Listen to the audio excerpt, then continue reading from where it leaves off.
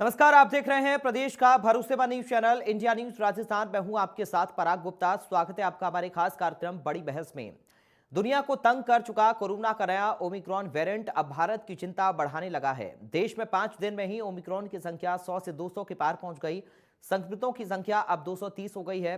15 राज्य इसकी चपेट में हैं। अच्छी बात यह है कि जितनी तेजी से ओमिक्रॉन के मरीज मिल रहे हैं, उतनी ही तेजी से ठीक भी हो रहे हैं। तेजी से बढ़ते इस वेरिएंट ने एक बार फिर सभी को डराने पर मजबूर कर दिया है। राजस्थान में भी ओमिक्रॉन के केस में तेजी से बढ़ोतरी हो रही है। राजधानी जयपुर में 4 नए मरीज मिलने से स्वास्थ्य विभाग चिंता में आ गया है। प्रदेश में ओमिक्रॉन मरीजों की संख्या 21 हो गई है। इसको लेकर स्वास्थ्य मंत्री प्रसादी लाल मीणा ने कहा कि प्रदेश की सरकार कोरोना के नए वेरिएंट को लेकर सतर्क है। आपको बता दें कि देश में 2 दिसंबर को ओमिक्रॉन का पहला केस आया था। उस दिन कर्नाटक के बेंगलुरु में साउथ अफ्रीका से आए 2 लोग संक्रमित मिले थे। तब से अब तक इसके मामले 110 गुना बढ़े हैं। दिल्ली और महाराष्ट्र में हालात ज्यादा खराब हैं। राजस्थान में भी नए वेरिएंट ओमिक्रॉन के मामले बढ़ने लगे हैं। इस पर चर्चा करने के लिए आज हमारे साथ डॉक्टर्स का एक पैनल जुड़ेगा। हम उनसे इस नए वेरिएंट के बारे में जानेंगे कि आखिर कोरोना का नया वेरिएंट ओमिक्रॉन कितना खतरनाक हो सकता है और इससे बचाव के क्या तरीके हैं।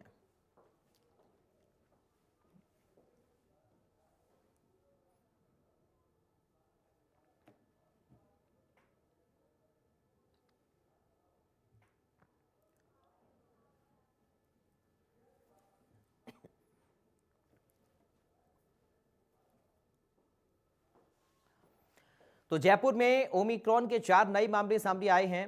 आज हम डॉक्टर से यही समझने की कोशिश करेंगे कि ये ओमिक्रॉन कितना खतरनाक है, इससे सावधानी के लिए क्या उपाय आम जनता को करने हैं, क्योंकि एक बार फिर जो कोविड का नया वेरिएंट ओमिक्रॉन है वो लोगों की चिंता बढ़ा रहा है।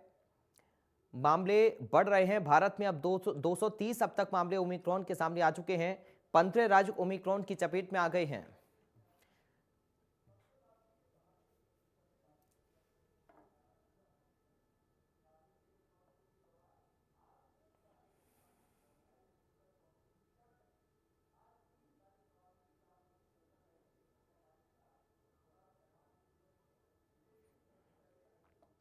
में से एक तो निगेटिव हो गया।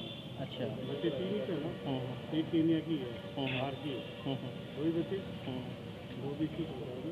ऐसी कोई चिंता की बात नहीं है। अभी जांच में कोई चीज़ आएगी उसको सरकार छिपाती नहीं है, तो निश्चित रूप से उनको नुकसान होना चाहिए।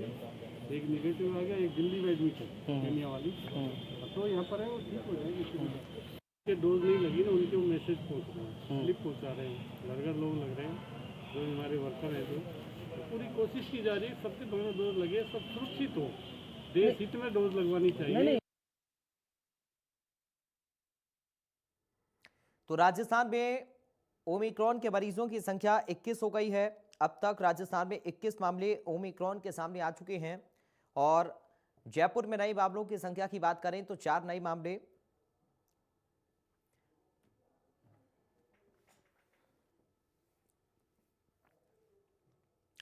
और साथ 2 खास मेहमान जुड़ गए हैं, सीधा आपका परिचय करा दूं। आईएमएस से हमारे साथ डॉक्टर रघुवीर रत्नू हैं। डॉक्टर रघुवीर, आपका स्वागत है इंडिया न्यूज में। साथ ही हमारे साथ सेवारत संघ से डॉक्टर दुर्गा शंकर हैं। डॉक्टर दुर्गा शंकर जी, आपका स्वागत है इंडिया न्यूज में। सबसे पहले डॉक्टर रघुवीर रत्नू जी, आपसे मैं शुरुआत कर रहा हूँ आज बड़ी बहस की। और सबसे पहले मैं समझना चाह रहा हूँ कि ओमिक्रॉन को लेकर जो लोगों के दिमाग में एक डर का माहौल बना हुआ है, क्योंकि संख्या लगातार बढ़ रही है ओमिक्रॉन की, कितना ये खतरनाक है और कैसे सावधानी इससे हम रख सकते हैं, डॉक्टर रघुवीर? देखिए, ओमिक्रॉन क्या है कि इसमें म्यूटेशन ज्यादा है और इसमें क्या है कि इन्फेक्शन स्प्रेड होने की संभावना ज्यादा है। आल्दो अभी रिसर्च चल रही है, प्रॉपर कुछ भी नहीं कहा जा सकता है, लेकिन अपने को कोविड अप्रोप्रिएट बिहेवियर अपनाना है जी। आपको। पब्लिक को ये समझना होगा कि हमें कोविड अप्रोप्रिएट बिहेवियर के साथ जीना है। फिजिकल डिस्टेंसिंग रखनी है, 1 मीटर से दूरी रखनी है, बार बार हाथ को साबुन से धोना है जी। खुले में, और जो बंद स्पेस में बिल्कुल नहीं जाना है, भीड़ भाड़ भरे एनवायरनमेंट को अवॉइड करना है। और सबसे बड़ी बात है, हमें अगर कोई वैक्सीन से वंचित है तो तुरंत वैक्सीन लगाना है। वैक्सीन लगाने से कोई भी वायरस, चाहे ओमिक्रॉन हो या अन्य वायरस, उसकी सीवियरिटी कम हो जाती है। जी। तो ये सब बातें हमें ध्यान रखनी है। ठीक है डॉक्टर दुर्गा शंकर जी, बहुत ज़्यादा ज़रूरी है प्रिकॉशन, क्योंकि कोविड के फर्स्ट और सेकंड वेव में नुकसान कितना हुआ, जनहानि कितनी हुई, हम सब ने देखा। ओमिक्रॉन वेरिएंट को लेकर ये कहा जा रहा है कि ये तेज़ी के साथ फैलता तो है लेकिन उतना ज़्यादा असरदार नहीं है। क्या इस बात में सच्चाई है? और दूसरा ये, क्या सावधानी वही है या कुछ और एड ऑन भी इसमें हमें करना पड़ेगा? नहीं, इससे हमें डरना नहीं है, हम्म। लेकिन लड़ना जरूर है और कोविड एप्रोप्रिएट बिहेवियर रखना है, जी। क्योंकि हम सब मिलकर लड़ेंगे और जीतेंगे। इसमें वही सावधानी है कि बिल्कुल। मास्क लगाए, प्रणाम करे, 2 गज की दूरी रखे, भीड़ भाड़ से बचे। हाँ, ये जरूर है कि जो ओमिक्रॉन जो नया वेरिएंट आया है, ये बहुत तेजी से फैलता है, इतनी तेज गति से फैलता है कि 200 से सीधा 2000 और 2 लाख तक भी जा सकता है। तो हमें इससे बचने के लिए अपने आप को मास्क लगाना है, जरूरी हो तो ही घर से निकले, भीड़ भाड़ से बचें, 2 गज की दूरी बना करके रखें। और वैक्सीन जिन लोगों ने अब तक नहीं लगाया है, वो तत्काल अपने वैक्सीन सेंटर पे जाकर के अपना वैक्सीनेशन कराए। मतलब सबसे बड़ी थ्योरी प्रणाम और प्रणाम और मास्क। डॉक्टर अकबर, कोविड में हमने सबसे ज़्यादा मास्क के लिए लोगों को अवेयर किया, सैनिटाइजर के लिए समय समय पर अपने हाथों को साफ रहें, अच्छा होगा अगर हम साबुन से धोते रहें, सोशल डिस्टेंसिंग बहुत ज़्यादा ज़रूरी है। आजकल हम देख रहे हैं बाज़ारों में बहुत ज़्यादा भीड़ लोगों की है और जब लोगों से पूछा जाता है कि आपका मास्क कहाँ है तो लोग कहते हैं कि हमें कुछ नहीं होगा। एक लोगों के दिमाग में मेंटलिटी बन गई है कि हमें कुछ नहीं होगा। जब तक लोगों में ये हम जागरूकता नहीं लाएं कि हम अगर अपनी सावधानी बरतेंगे तो इससे दूसरे भी सावधान होंगे, ये क्या सबसे ज्यादा जरूरी है इसमें? देखिए, ये भ्रांति बहुत ही गलत है कि हमें कुछ नहीं होगा। नया वेरिएंट है, इसके बारे में अभी कुछ नहीं कहा जा सकता, रिसर्च जारी है, लेकिन हमें प्रोटेक्ट होना है। और जहां तक अवेयरनेस की बात है, राज्य सरकार टीवी पर, सभी media, print media, electronic media पर, इसके अलावा आपके मोबाइल फोन पर हर एक समय चेतावनी आ रही है। हर समय ये सजग किया जा रहा है कि मास्क जरूर लगाएं, बाजार जाएं तो मास्क लगाएं, भीड़ भाड़ वाली जगह नहीं जाएं और बिना मतलब घर से बाहर नहीं निकलें। ये हमारी एक सामाजिक जिम्मेदारी है। जनता को ये जानना होगा कि ये हमारी सिर्फ हमारे बचाव के लिए नहीं है, ये हमें सभी देशवासियों, प्रदेशवासियों के बचाव के लिए जरूरी है कि हम कोविड एप्रोप्रिएट बिहेवियर अपनाएं। डॉक्टर अकबर, ये कितना खतरनाक है, प्रभावशाली कितना है, इसको लेकर अभी असमंजस की स्थिति थोड़ी लोगों में नजर आती है। लोग सोचते हैं कि ज्यादा प्रभावशाली नहीं है तो हम सोशल डिस्टेंसिंग हो, मास्क हो, जो कोविड का एप्रोप्रिएट बिहेवियर है उसका पालन ना करें तो कितना ज्यादा लोगों को इफेक्ट कर सकता है?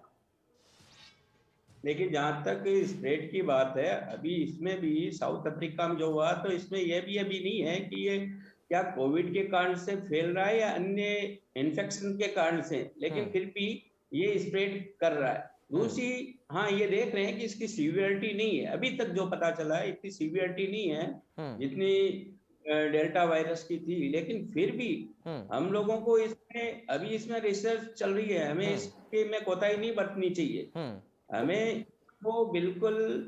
हमें सजग रहना है, सावधान रहना है और हमने कोविड के खिलाफ लड़ाई जीती पहले, वैसा हमें ध्यान रखना है। आज राजस्थान में 80% लोग फर्स्ट डोज से प्रोटेक्ट हो चुके हैं, जो बेनिफिशियरी है जी, दोनों डोज से 40% से ज्यादा प्रोटेक्ट हो चुके हैं। तो वैक्सीन जो है वो बहुत इंपॉर्टेंट है, इसलिए जो भी वैक्सीन नहीं लगी है वो जरूर वैक्सीन लगाएं और सावधानी बरतें। मेरा यही कहना जी। और डॉक्टर दुर्गा शंकर जी, हमें यह भी नहीं भूलना होगा कि अमेरिका में ओमिक्रॉन के मरीज की पहली मौत भी हो चुकी है। ये बात हमें ध्यान रखना होगा क्योंकि ओमिक्रॉन से हमें सावधान रहना होगा। ये बात बिल्कुल सही है कि अब तक का जो बिहेवियर देखा गया है ओमिक्रॉन का, वो फैलता तो तेजी से है लेकिन डेथ कम है उसका। लेकिन जो लोग जिनको एसोसिएट बीमारी है, कोमोर्बिड है, डायबिटीज के मरीज हैं, कैंसर वाले मरीज हैं, ऐसे मरीजों के पर इसका असर ज्यादा होने की संभावना है। अतः उन मरीजों के लिए विशेष सुरक्षा का हमें ध्यान रखना पड़ेगा। और सबसे जो महत्वपूर्ण बात है कि हमने जो कोरोना से लड़ाई लड़ी और जो जंग हम जीते, 100% राजस्थान सरकार सतर्क है, चिकित्सा विभाग सतर्क है। हम सब लोग मिलकर इस लड़ाई को लड़ेंगे और जीतेंगे। बस जनता को हमारा साथ देना है, हमें मास्क लगाना है, 2 गज की दूरी रखना है और यथासंभव जितना जल्दी हो सके अपनी वैक्सीन की डोज को पूरी करें, दोनों डोज को। डॉक्टर दुर्गा शंकर जी, क्या थर्ड वेव ओमिक्रॉन के जरिए ही आएगी? इसका अंदेशा क्या अभी लग रहा है कि अगले साल के शुरुआत में इस तरीके से केसेस बढ़ सकते हैं? क्योंकि अभी जो रफ्तार हम केसेस की देख रहे हैं एकदम से बढ़ रहे हैं, क्या अगले साल के शुरुआती हम महीनों में देख सकते हैं कि थर्ड वेव जिसका हम अंदेशा लगा रहे थे, जिसका हम जिक्र कर रहे थे, इस तरीके से मामले आए, संख्या काफी ज्यादा एक साथ बढ़ जाए? हाँ, ऐसा लगता है कि ओमिक्रॉन का जो हाईली इन्फेक्टिव है उसकी फैलने की गति इतनी तेज है क्योंकि ये गले और ओरल कैविटी में ज्यादा रहता है वायरस, तो छींकने और खांसने से ज्यादा तेजी से लोगों के संपर्क में आएगा।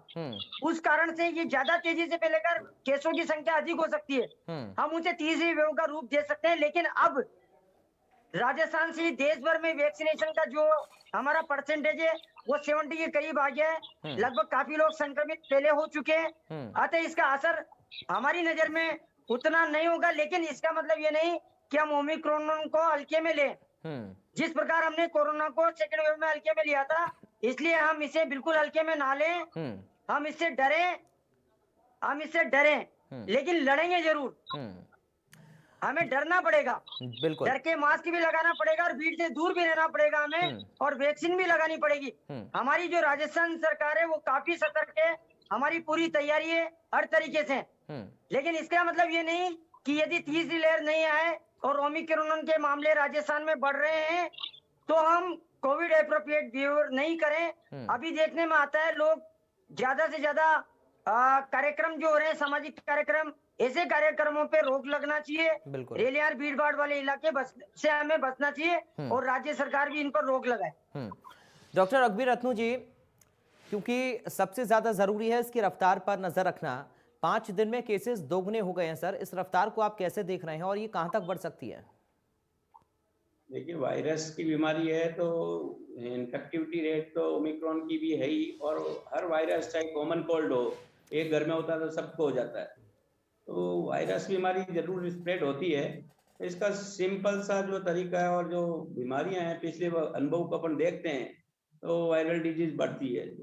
अपने को सिंपल इसको चेक करने का जो गवर्नमेंट कर रही है, इंटरनेशनल फ्लाइट को जो चेक कर रही है, इसके साथ में यहाँ जो केस ट्रेसिंग हो रही है और साथ में गवर्नमेंट मोटिवेट कर रही है, वैक्सीनेशन के लिए कर रही है, आपको सोशल एप्रोप्रिएट बिहेवियर के लिए मोटिवेशन दिया जा रहा है, तो ये सब साधारण तरीके ही हमें इस रफ्तार को रोकने में मददगार होंगे। सबसे ज्यादा जरूरी क्योंकि सोशल डिस्टेंसिंग का हम जिक्र करते हैं, हम मास्क का जिक्र करते हैं, वैक्सीनेशन में राजस्थान ने बहुत ज्यादा काम किया, और राजस्थान की सरकार हो, स्वास्थ्य महकमे की हम बात करें, प्रशासन की हम बात करें, शुरुआत में भीलवाड़ा मॉडल का हम जिक्र करें तो बहुत तेजी के साथ काबू कोरोना पर राजस्थान ने पाया भी और वैक्सीनेशन में भी एक रिकॉर्ड हासिल किया। ऐसे में अभी भी कुछ ऐसे लोग हैं जो वैक्सीनेशन को लेकर भ्रांतियां पाले बैठे हैं, उनके लिए आप क्या कहना चाहेंगे डॉक्टर अकबर? देखिए, अभी जैसे ओमिक्रॉन का जो वायरस का स्टेज हुआ उसके बाद में जनता में जागृति आई है, नंबर ऑफ वैक्सीनेशन बढ़ रहा है और वो थोड़ी तेज हुई है। बाकी राजस्थान तो रोल मॉडल है, पूरी दुनिया में रोल मॉडल है, भारत में ही नहीं। और यहाँ पर वैक्सीनेशन के लिए सरकार भरपूर प्रयास कर रही है, मोटिवेशन भी हो रहा है, मॉनिटरिंग भी बहुत शानदार हो रही है। तो जनता से मैं तो यही कहना चाहूंगा कि जो भी व्यक्ति वैक्सीन नहीं लगाई है इस भ्रम में नहीं रहे। वायरस बीमारी है, इसको अभी प्रेडिक्शन करना, अभी साइंटिस्ट इस पर रिसर्च चल रही है, अभी भी कोई क्लियर प्रेडिक्शन नहीं है, तो बिल्कुल वैक्सीनेशन करें। वैक्सीनेशन ही एकमात्र उपाय है जो इसकी सीवियरिटी से बचा सकते हैं। डॉक्टर दुर्गा शंकर जी, शुरुआत से हमने देखा फर्स्ट वेव में बहुत ज्यादा लोग प्रभावित हुए, सेकंड वेव में भी लोग प्रभावित हुए, जिन लोगों को वैक्सीन लगी उन लोगों को भी कोरोना हुआ, कुछ ऐसे लोग रहे, लेकिन उनकी सिचुएशन क्रिटिकल नहीं हुई। ये एक बड़ा संदेश है ओमिक्रॉन को लेकर भी कि अभी जिन लोगों ने वैक्सीनेशन नहीं करवाया है वो वैक्सीन जरूर लगवाएं, ताकि अगर कम से कम उनको ओमिक्रॉन का वेरिएंट अपने संक्रमित अपने जकड़ में लेता भी है, वो संक्रमित इससे होते भी हैं, तो अस्पताल की जरूरत तो ना पड़े, कम से कम घर पर रहकर ही अपना इलाज कर पाएं। डॉक्टर दुर्गा शंकर जी।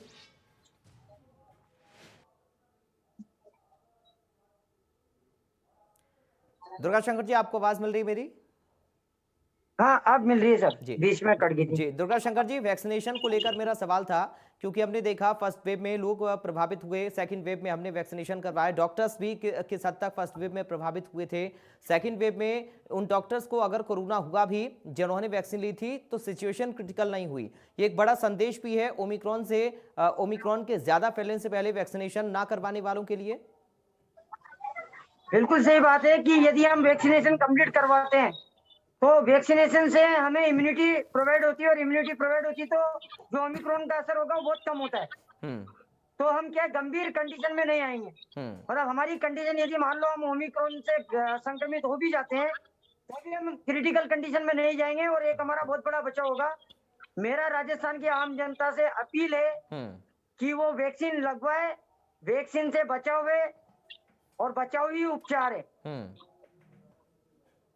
अभी राजस्थान के स्वास्थ्य विभाग की अगर हम बात करें तो जो तैयारियां हमने की थी थर्ड वेव के अंदेशे को लेकर, अभी किस तरह से उन तैयारियों को आप डॉक्टर दुर्गा शंकर जी देख रहे हैं? क्या हम तैयार हैं, पहले से ही रेडी हैं? हमारी प्रिपरेशन इतनी बेहतर है कि अगर एक साथ केसेस बढ़ते हैं तो हम उसको कंट्रोल कर सकते हैं, हम उन व्यवस्थाओं को कर सकते हैं जैसे सेकेंड वेव में अब व्यवस्थाएं हुई थी ऐसी थर्ड वेव में ना हो? अभी वर्तमान में हम थर्ड वेव की तैयारी पूरी कर चुके हैं और बिल्कुल भी डरने की जरूरत नहीं है। हम सब मिलकर लड़ेंगे और 100% जीतेंगे, क्योंकि हमने बेड की संख्या, ऑक्सीजन बेड की संख्या बढ़ा ली है। हर जिले में 4 से 5 ऑक्सीजन प्लांट नए डल चुके हैं। मतलब हम इतनी बड़ी तैयारी कर चुके हैं कि थर्ड वेव कितनी बड़ी हो, हम 100% उस ओमिक्रॉन वेरिएंट की थर्ड वेव से 100% जीतेंगे। राजस्थान सरकार सतर्क है, राजस्थान के चिकित्सक सतर्क है। हम आम जनता से अपील करते हैं कि आम जनता भी सतर्क रहे और हम सब मिलकर के इस जंग को, आने वाली तीसरी लहर को जिसे कहा जा रहा है, वो आएगी या नहीं आएगी हमें पता नहीं है, लेकिन आती भी है तो हम सब मिलकर के उसे लड़ेंगे और जीतेंगे। डॉक्टर अकबर रत्नू जी, बच्चों को लेकर क्या जानकारी आप देना चाहेंगे, क्योंकि बताया जा रहा है कि बच्चों को ये प्रभावित कर सकती है थर्ड वेव, ऐसा अंदेशा हम लोग शुरुआत में लगा रहे थे, इस तरीके की शंकाएं जाहिर की जा रही थी। क्या ओमिक्रॉन से बच्चों को भी कोई खतरा है? देखिए, अभी तक इस बारे में रिसर्च चल रही है और इस बारे में कोई विशेष डिसीजन जो लेना है भारत सरकार को या राज्य सरकार को लेना है। बाकी बच्चों में ये देखा गया है कि सीवियरिटी कम होती है, बच्चों में इस इन्फेक्शन का सीवियरिटी कम होती है, लेकिन वैक्सीनेशन की जहाँ तक बात है अभी इस बारे में मेरे लेवल पर कहना उचित नहीं होगा। अभी ओमिक्रॉन को लेकर जो भी रिसर्च हम कर रहे हैं डॉक्टर अकबर जी, क्या कोई इनपुट आप देना चाहेंगे उसको लेकर कि इसकी पहचान किस रूप में हो रही है, कितना खतरनाक आगे हो सकता है, इसका फैलाव आगे कितना हो सकता है, क्या ये भी अपने म्यूटेंट बदल सकता है? इस तरह की कोई भी अपडेट आपके पास हो, कोई भी जानकारी आप अगर देना चाहें।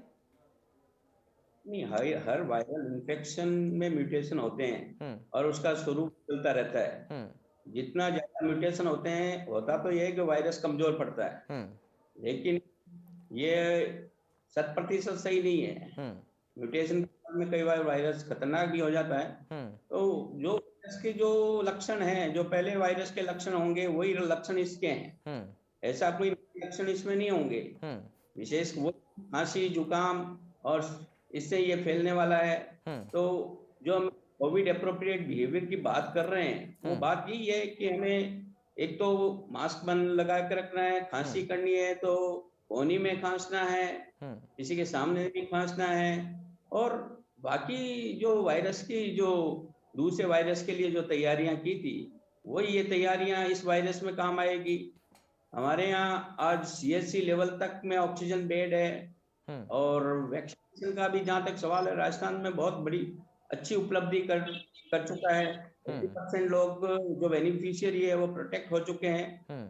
तो राजस्थान में इस संबंध में पूर्णतः तैयारी है और इसमें कोई ऐसी घबराने की बात नहीं है। मेन चीज है कि हमें अपने उत्तरदायित्व पूरे करने हैं, हमें सजग रहना है और हमें अपने सोशल नॉर्म्स को बिल्कुल है ना कोविड अप्रोप्रिएट बिहेवियर को निभाना है। डॉक्टर दुर्गाशंकर जी, क्योंकि आपने अभी शुरुआत में जिक्र किया था जिन लोगों को गंभीर बीमारी है उनको और ज्यादा सावधान और सजग रहने की जरूरत है, क्या उन लोगों के लिए आप संदेश देना चाहेंगे, या फिर जिन लोगों को गंभीर बीमारी पहले से है, जो लोग पहले से गंभीर बीमारी से पीड़ित हैं, उनके लिए प्रिकॉशंस क्या होने चाहिए? मतलब पूरा ही कोरोना या किसी भी प्रकार की वायरस डिजीज हो जी, उनके लिए यही प्रिकॉशन है। बार बार हम एक ही बात पर जिक्र करते हैं, मास्क लगाए, 2 गज की दूरी रखे, प्रणाम करे, घर से बाहर जरूरी हो तो ही निकले और भीड़ भाड़ में जाने से बिल्कुल बचे। ये उनके साथ साथ सभी लोगों के लिए लागू है। यदि सभी लोग मिलकर के इन एप्रोप्रिएट बिहेवियर को लागू करेंगे तो 100% हम ओमिक्रॉन को राजस्थान की धरती पर फैलने ही नहीं देंगे। ठीक है डॉक्टर अकबर, क्या डॉक्टर मेन अकबर बात है जी, क्या बूस्टर डोज की जरूरत है और इस पर भी काम चल रहा है? नहीं, बूस्टर डोज का निर्णय जो हमारे एक्सपर्ट हैं वो लेंगे, लेकिन ओमिक्रॉन से ऐसा लगता है कि ओमिक्रॉन जो जिस प्रकार से सिम्टम्स कम आ रहे हैं, कम सिम्टम्स आने के लिए हमें इसको पहचानने में थोड़ी दिक्कत होगी, लेकिन कहीं एक इसका पॉजिटिव साइन भी है।